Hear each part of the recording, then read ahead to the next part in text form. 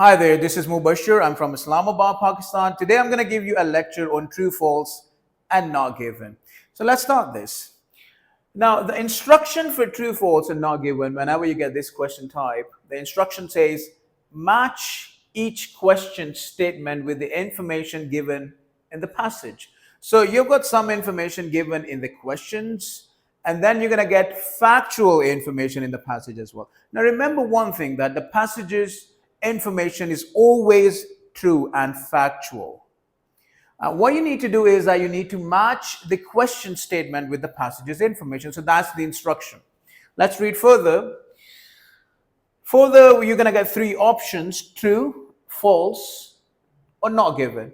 Now, if the question statement agrees with the passage's information, that means with the factual information given in the passage, then we're going to categorize that question statement as true. Why? Because it is agreeing with the factual information given in the passage.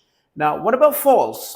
If the question statement contradicts the passage's information, that means either the question statement is opposing the passage's information or it is giving wrong information about the passage's information. In both scenarios, since it is contradicting the factual information, so therefore we'll be categorizing this statement as false. Next, we have got not given. Now, not given statement is not mentioned in the passage. Now, some students, they make mistake in that. Why? Because they consider or they think that the question statement is totally not mentioned in the passage. The passage is not talking about it at all. They're right. But that is just the one side of not given. That's what we call fully not given. But there is an option of partial not given as well, that some information of the question statement is mentioned in the passage, but partially it is not mentioned. So therefore, we'll say that since passage is not giving us complete information about the question statement, so therefore we cannot make a decision whether that statement is true or false. So partially given and partially not given is considered as not given as well. That's why students, they make mistakes between not given and false. And false, specifically wrong information, and in not given, partially not given. Remember these 2 points.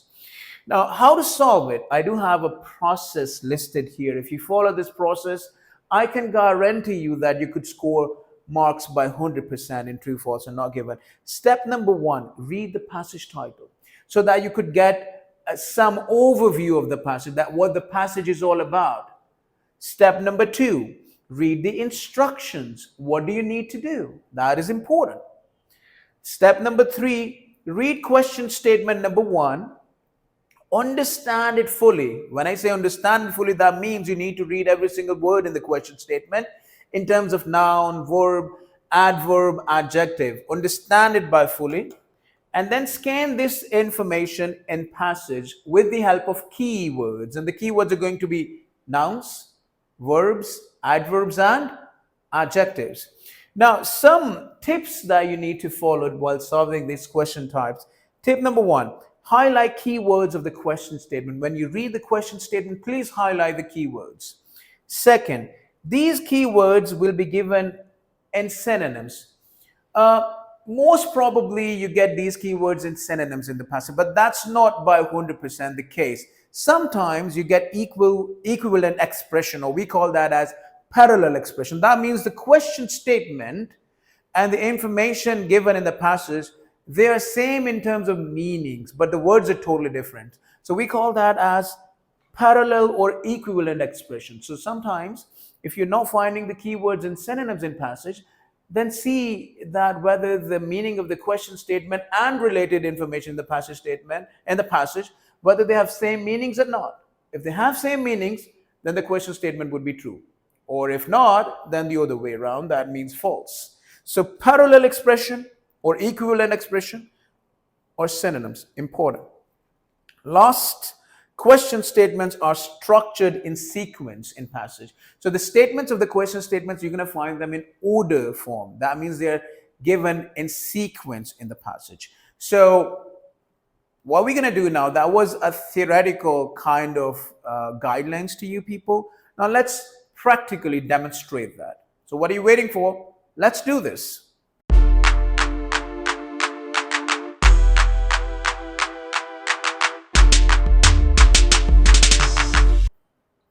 Hi there, this is Mubashir. I'm an IELTS expert and I'm based in Islamabad, Pakistan.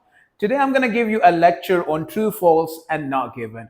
I'm going to tell you some super duper crazy tips and tricks to crack true, false, and not given statements, but 100%. Apparently, it looks pretty simple question type, but it is very technical sometimes because you have to read the question statement word by word and you have to understand it by fully to crack it by 100%. And remember one thing, that this true, false, and not given question type has 1/4 of the value in reading module. That means 10 questions out of 40.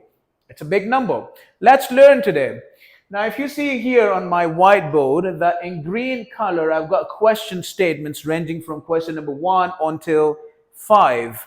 Whereas here in blue marker, you have got the passages information, and the title is Oxford, the Oxford School of Drama.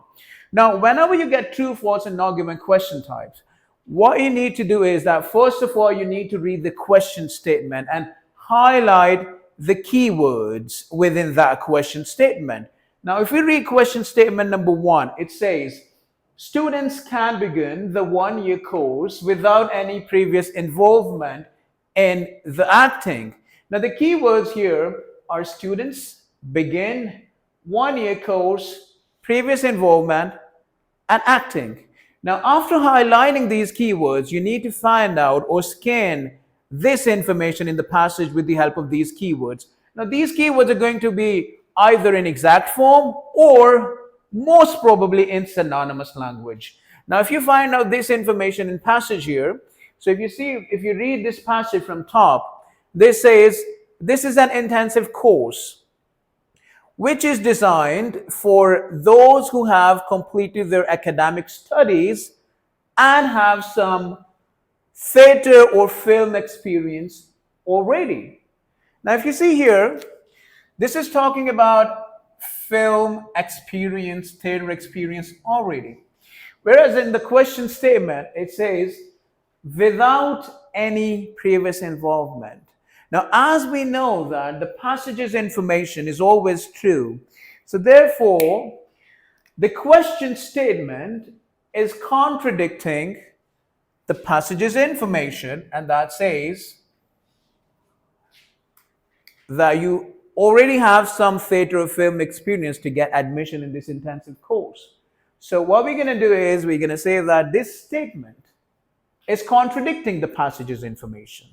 So therefore, this is false because it has opposite information in comparison to the passage's information. So that's question statement number 1. Number 2, the question statement says students will act in a performance in front of their classmates at the end of their first term. Now, notify that in true, false, and not given question statements, you're going to find the questions information in passage in orderly form. That means the questions information in passage will be given in sequence. Now, the keywords here, again, they are students. They will act in a performance in front of their classmates at the end of their first term. Now, if we find out this information, that's going to be in sequence in passage. So we have got term 1 here after this information. It says technical classes in acting, voice, movement, and characterization, music, film, radio, and professional development. The term finishes with an internal production given for tutors and students. So here we are finding the key information that is related to the question statement, and it says that the term finishes with an internal production given for tutors and students. Whereas the question statement says students will act in a performance in front of their classmates at the end of their first term. Now, when the students there are finishing their terms with an internal production given for tutors and students, that means the students, they are acting in front of students. So therefore, the question statement in this scenario, it is fully agreeing with the passage's information. So therefore, the question statement in this scenario is what? True. Now, next question, again, it's going to be given in sequence. So let's read question statement number 3 and let's highlight the keywords in that. Family members may attend a performance during the second term. Now, the keywords are family members. They may attend performance during the second term. Now, let's find this information in passage in sequence. Term 2. Let's read it. It says, all technical classes continue from term 1. There is an internal performance of a one-act play, the recording of an audio show reel at a professional studio, and the showcase drama in front of an invited audience, including casting directors and agents. Now, notice that you haven't found not even a single keyword here in this information. It's not talking about that family members may attend a performance during the second term. So therefore, we're going to say that the passage is not giving us any sort of information with regard to this very question statement. So therefore, we'll be categorizing the question statement number 3 as what? Not given. It is not mentioned in the passage. Now, question number 4. Students are required, there is a small error, students are required to make a film on their own in the last term of the course. So again, the keywords are students are required to make a film on their own in the last term of their course. Let's find this information in sequence after term 2, that is term 3. Right. Term 2, sorry. All technical classes continue. So we're already done with that. I beg your pardon for that.